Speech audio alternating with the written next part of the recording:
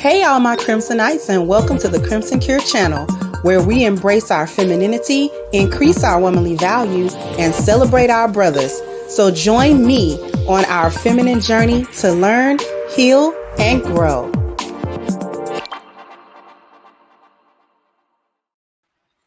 Hey there, my Crimsonites, and welcome to the Crimson Cure channel. I'm your hostess, femininity coach, and author of The Crimson Cure. And this is my perspective. So, first of all, shout out to the sister Take Heed, because this is on her Instagram. But we got a video of a woman finally admitting that she was the problem.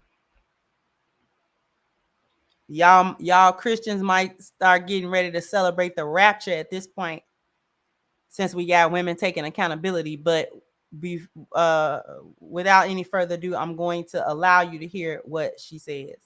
Spent so much time pointing at my husband, pointing out the things that I wish he would change, nagging at him for the things that he wasn't. I spent so many years doing that I could have actually spent working on myself. If I would have been truthful and realized that I was the common denominator of my failed relationships. It's me, Judge. Yeah, me. I'm the problem. Girl, you're gonna get in this marriage and the enemy will try to deceive you like that man is the problem. It's you. To be honest with y'all, I don't think that I became a good wife until I got to the lowest moment of looking at myself and saying, you're not a good wife. It wasn't until then that I got up and I was like, okay, now that I've faced myself, I can see what I'm working with and I can grow. But as I was continuing to ignore and act delusional, like he was the only one with issues, I kept falling in this tunnel. And so a lot of us are running from ourselves and so ready to blame our husbands and he don't do this. Baby, when you go to heaven, God ain't gonna ask you what that man did. He's gonna talk to you about you. If I focus on myself, I go on my individual healing journey, I will see why I am the way that I am and how I can get better, but not to arrive in this marriage like, here's the prize. I'm here. Here's your lovely wife. No, girl, you are angry, codependent. You don't know how to serve. You don't know how to just shut up. Let's get real. You're the problem. And so here we have a young lady who basically is describing how she was the problem, right? And talking about how she was so focused on her husband and all of his faults and all of his shortcomings that allowed her to not see her own. It allowed her to be in a delusional world where she didn't have anything to work on.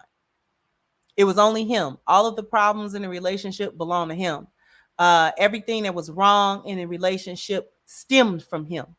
Or something about him, something maybe that he was doing or not doing, things of that nature. And so it's easy to put the blame on someone else. That resolves the accountability issue for you, because you don't have to be accountable for what other people do. And if you continue to lay the blame on someone else's plate about the state of your marriage and all of those sorts of things, then it becomes very simple to dodge accountability and, again, exist in a delusional world where you, as the woman, don't have anything to work on. You don't have any faults or flaws. You come into relationships perfectly. You conduct yourself in a perfect way. And if he doesn't just conform, if he doesn't just make you happy, if he doesn't just do all of these things that you are requiring of him to do, whether he knows to do them or not, whether you've stated that you want them done or not, he should just know. And if he doesn't do it, then all of that is his fault. Communication is his fault, or lack thereof. Romance is his fault, or lack thereof.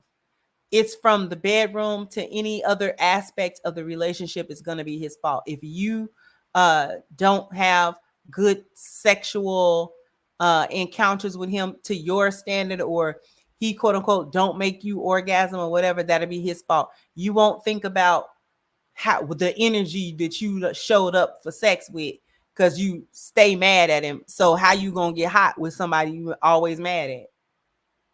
Y'all don't think about that. Y'all want these men to perform a miracle in the bed, but you stay mad. So acting like we don't know that women, most of our sex happen in our head anyway. Most of our sex happens emotionally before ever a physical thing ever happens. We have to feel a certain type of way, especially about the man that we're about to lay down with which will increase or decrease our attractiveness to him, or it will increase or decrease just how much we enjoy having a sexual encounter with him. But y'all stay mad at y'all man. So how you gonna have a good sexual encounter? You can't. This goes also for other aspects of the relationship. You don't like anything that he does. Everything that he does irritates your soul.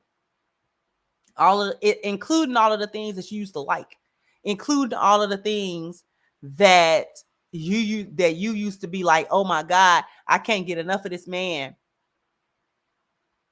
The little quirks and the little, things that you used to go crazy for, now they drive you crazy or let you tell it. This is why a lot of women get men who don't really have certain things together, or that they have shortcomings. The reason why they get with these types of men that have certain kinds of deficiencies as men, or deficiencies in their life, they don't have all 10 of the areas of the 10 life values in any type of good order or whatever. Maybe they're lacking a few. The women get with these types of men so that they can have, one, a measure of control. But more than that, if the man is deficient, that covers her insufficiency and her deficiencies as a woman in a relationship. That's what it's really about. If I can consistently blame you for the problems in relationship, then I don't have to take blame for the problems in relationship. And as long as your problems are legitimate, you see what I'm saying? As long as I have legitimate complaints, and a lot of times, sometimes they're not so legitimate, but if I can make something out of something, if I can make a complaint that you can halfway see where I'm coming from with it, it's not just completely 100% fabricated and pulled out of thin air, right? So as long as I can make these types of complaints about your deficiencies, what you're not doing properly in the relationship, then that spares me from having to be under the microscope about that same thing. Because as long as you're not, quote unquote, doing what a man's supposed to do, you don't, quote unquote, have any space to talk to me about what I'm not doing as a woman, because all that she gonna do is throw it back on you anyway. If a man say, well, you don't do this and you don't do that as a woman, well, I can't, because you know what I'm saying, you don't do this and you don't do that, and you ain't no real man, so how I'm supposed to do this and do that? You don't let me do it. All of a sudden, all these things become his fault. And here this lady is saying, no, you have to look at your own self, and you have to look into the mirror, because everything is not even logical. Everything cannot be his fault. You can't just show up in the relationship and feel like that's enough, and that should be enough, and that how dare he ask for more of you than your actual presence, without ever having to do any work internally or externally. What she's really talking about is a woman ignoring her spiritual work, because she did put it in the context of God. And like, once you know what I'm saying, once you have to reckon with God, he's not going to ask you about other people. He's going to ask you about you, which is true. So this actually leads into the more spiritual part of it, which is what she was trying to get at. Instead of pointing the blame, pointing the finger, and making sure that you don't have to take any accountability for anything, the fact of the matter is you actually have to take accountability for yourself at every level.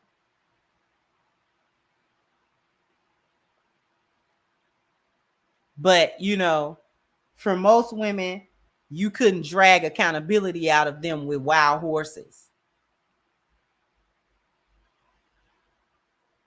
For most women, you could not drag an admission of accountability out of them with wild horses. You couldn't make them hold. You couldn't hold them at gunpoint for accountability. See what I'm saying? You couldn't hold them accountable at gunpoint. They would look you dead in your eyeball and be like, "Do what you got to do," because they're not going to admit to any actual fault or wrongdoing. So I just wanted to let y'all know that, you know,